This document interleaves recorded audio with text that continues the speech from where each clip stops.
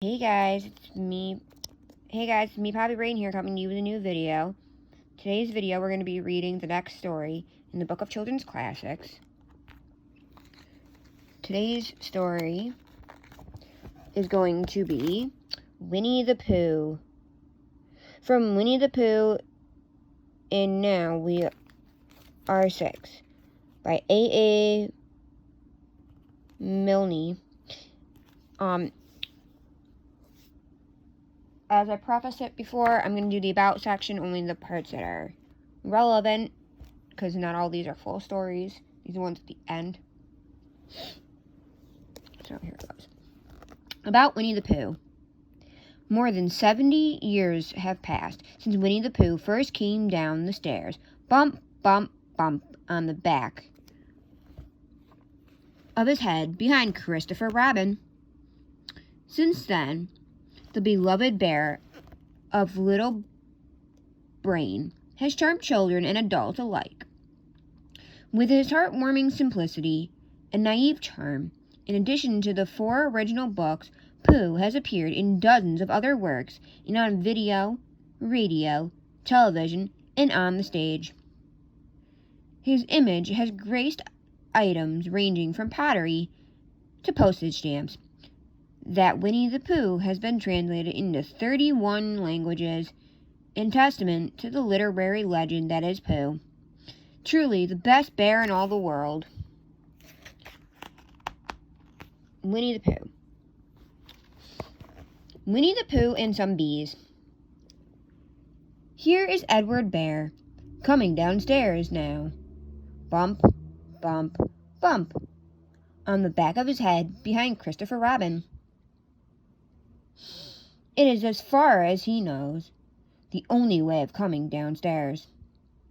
But sometimes he feels that there really is another way. If only he could stop bumping for a moment and think of it. And then he feels that perhaps there isn't. Anyhow,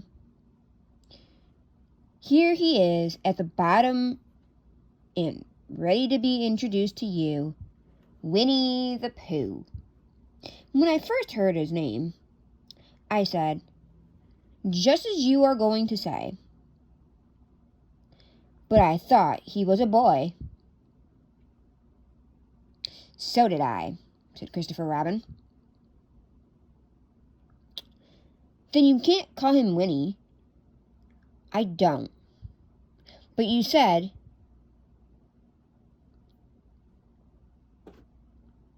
he's Winnie-the-Pooh. Don't know what there means.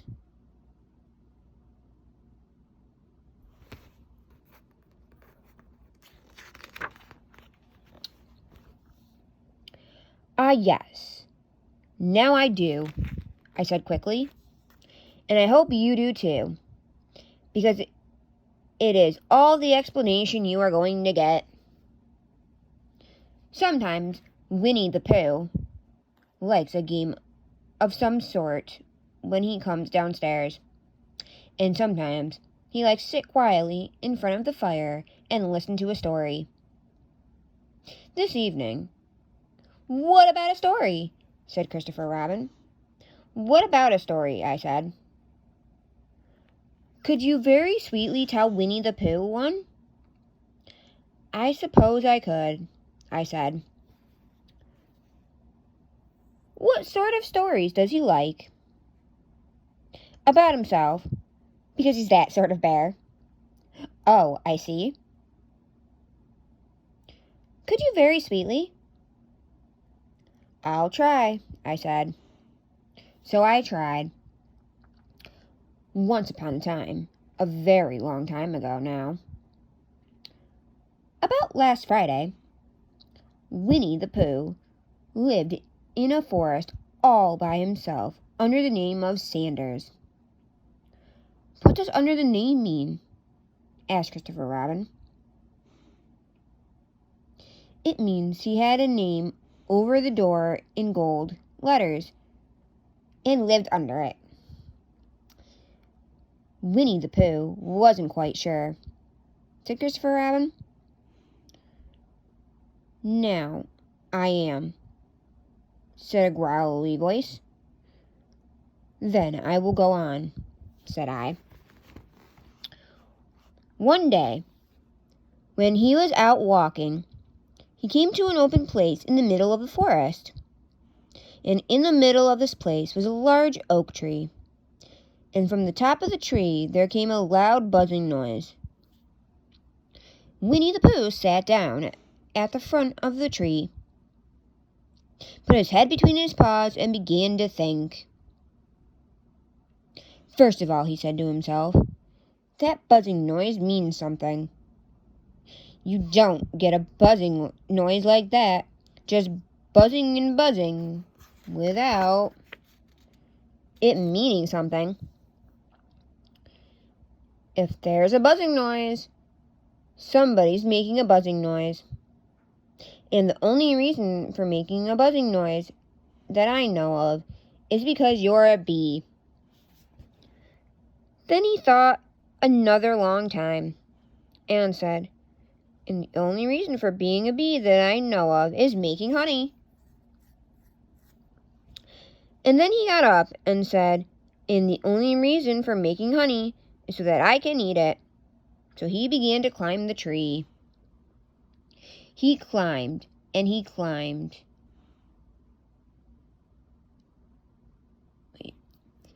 He climbed and he climbed and he climbed, and as he climbed, he sang a little song to himself, and it went like this. Isn't it funny how a bear likes honey? Buzz, buzz, buzz. I wonder why he does.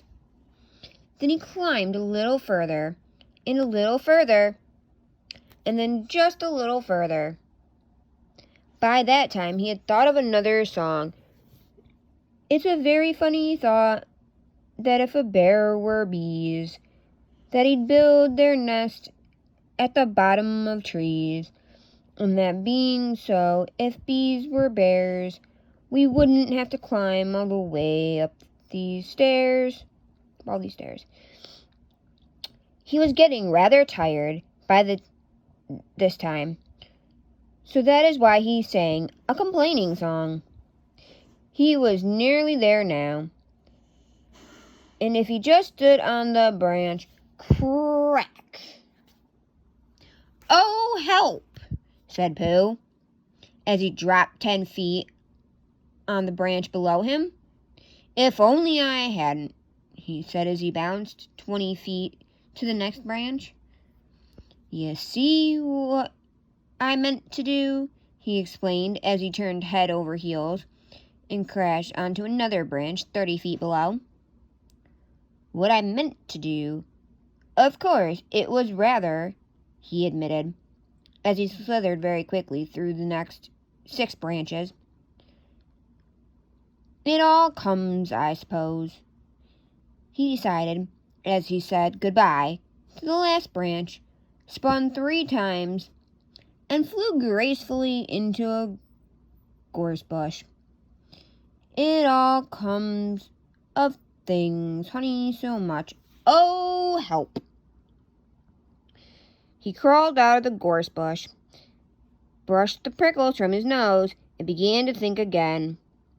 And the first person he thought of was Christopher Robin.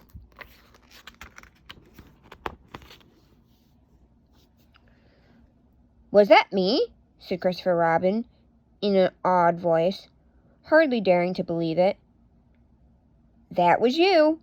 Christopher Robin said nothing, but his eyes got larger and larger, and his face got pinker and pinker. So Winnie-the-Pooh went round to find his friend, Christopher Robin, who lived behind a green door in another part of the forest. "Good morning, Christopher Robin," he said. "Good morning, Winnie-the-Pooh," said you.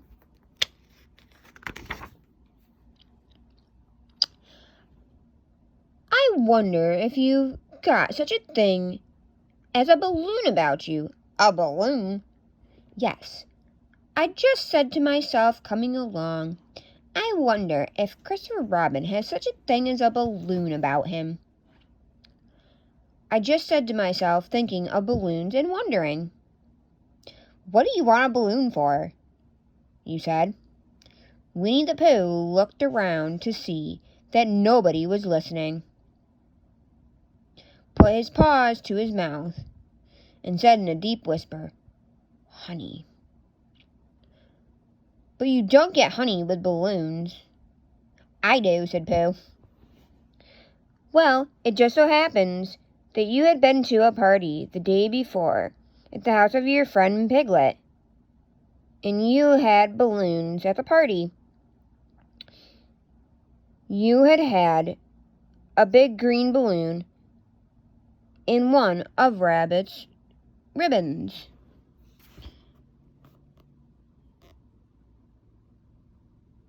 One of Rabbit's relations had a big blue one that had left it behind, being too young to go to a party at all. And so you had brought the green one and the blue one home with you. Which would you like? You asked Pooh. He put his head between his paws and thought very carefully. It's like this, he said. When you go after honey with a balloon, the great thing is not to let the bees know you're coming. Now, if you have a green balloon, they might think you are only part of the tree and not notice you. And if you have a blue balloon, they might think you are only part of the sky and not notice you. And the question is, which is most likely? Wouldn't they notice you underneath the balloon, you ask? They might or they might not, said Winnie-the-Pooh. You never can tell with bees.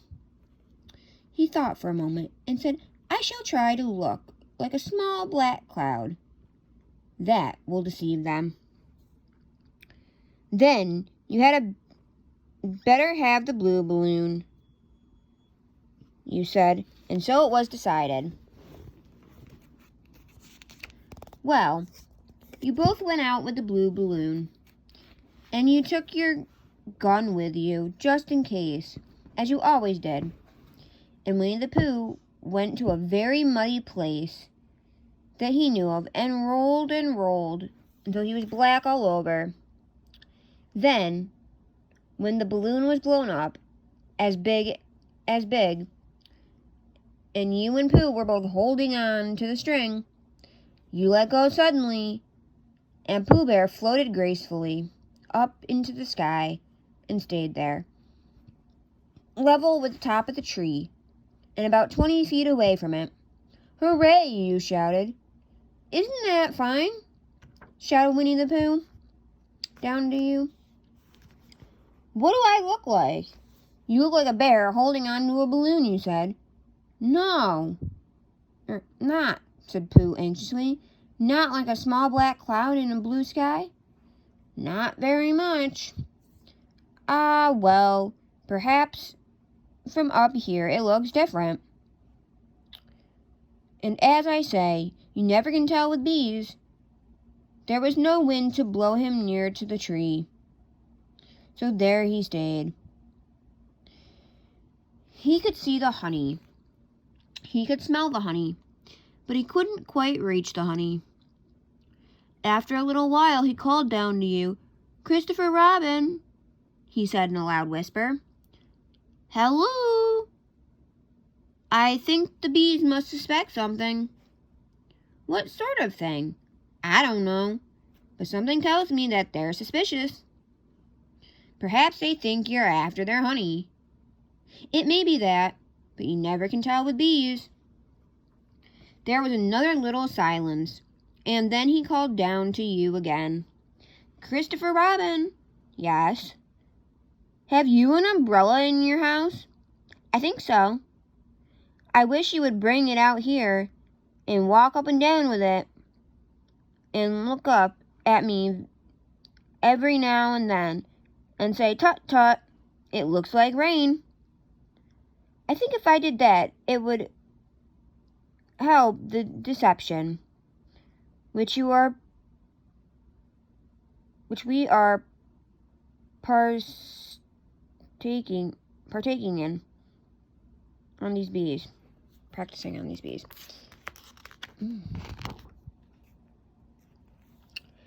Well, you laughed to yourself, silly old bear. But you didn't say it out loud because you were so fond of him. And you went home for your umbrella. Oh, there you are, called down Winnie-the-Pooh as soon as you got back to the tree. I was beginning to get anxious. I've discovered that the bees are now definitely suspicious. Shall I put my umbrella up? You asked. Yes, but wait a moment. We must be practical. The important bee to deceive is the queen bee. Can you see which is the queen bee from down there? No. A pity. Well now, if you walk up and down with your umbrella saying tut-tut, it looks like rain, I shall do what I can by singing a little cloud song, such as a cloud might sing. Go. So while you walked up and down and wondered if it would rain, Winnie-the-Pooh sang this song. How sweet to be a cloud floating in the blue, every little cloud always singing aloud. How sweet to be a cloud floating in the blue, it makes him very proud to be a little cloud. The bees were still buzzing as suspiciously as ever. Some of them, indeed, left their nest and flew all around the cloud as it began the second verse of the song. And one bee sat down on the nose of the cloud for a moment, and then got up again. Christopher, ow, Robin, called out the cloud. Yes? I've just been thinking, and I have come to a very important decision.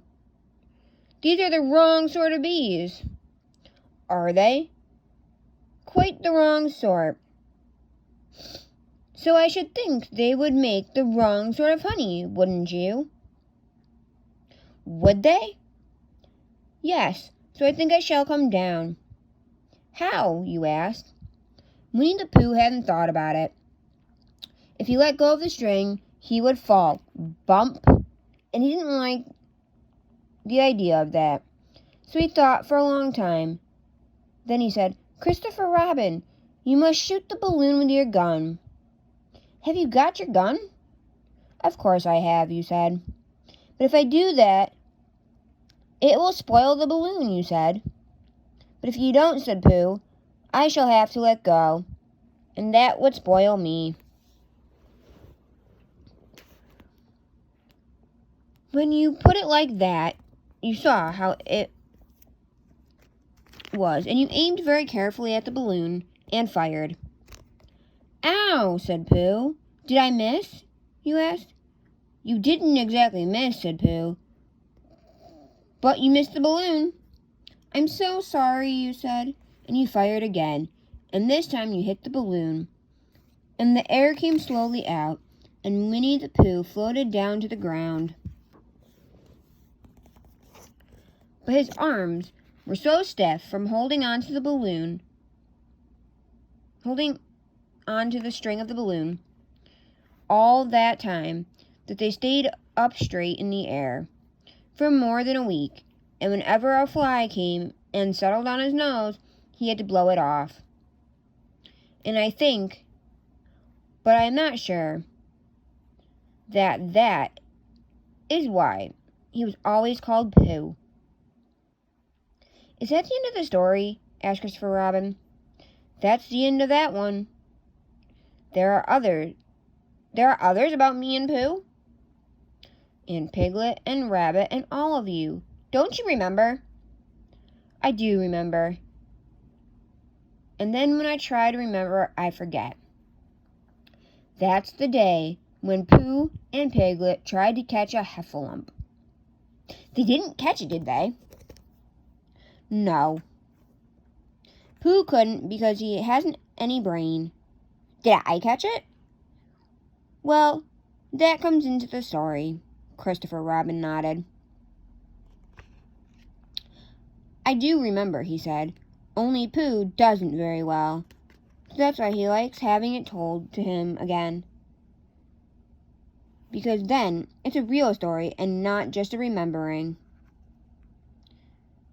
That's how I feel, I said. Christopher Robin gave a deep sigh, picked his bear up by the leg, and walked off to the door, trailing Pooh behind him. At the door, he turned and said, "Coming to see me have my bath?" "I might," I said. "I didn't hurt him when I shot him, did I?" "Not a bit." He nodded and went out, and in a moment, I heard Winnie-the-Pooh bump, bump, bump, going up the stairs behind him.